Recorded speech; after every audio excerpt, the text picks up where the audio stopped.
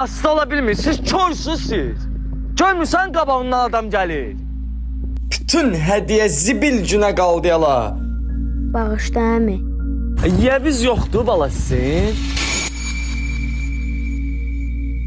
Deməyiblər çöldə bayırda adam kimi gəzin, nə qaçırsan ora bura? Çıxın gedin. Ələn nəyə ver Əhməd? Gəlmişəm kişinin qəbrinin üstünə.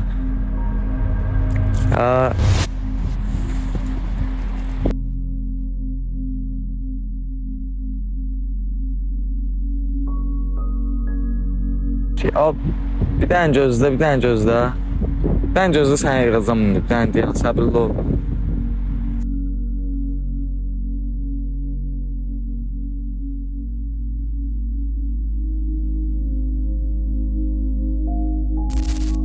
Yəviz yoxdur bala sizin. Deməyiblər çöldə bayırda adam kimi gəzin, nə qaçırsan ora bura?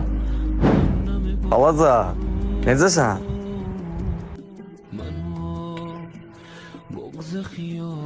Tanımadın məni?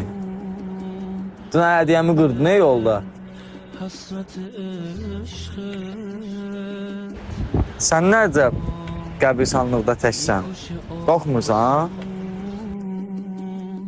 Mən burada tək deyiləm əmi. Bax, atamla anam da buradadır. Mən burada tək deyiləm əmi. Bax.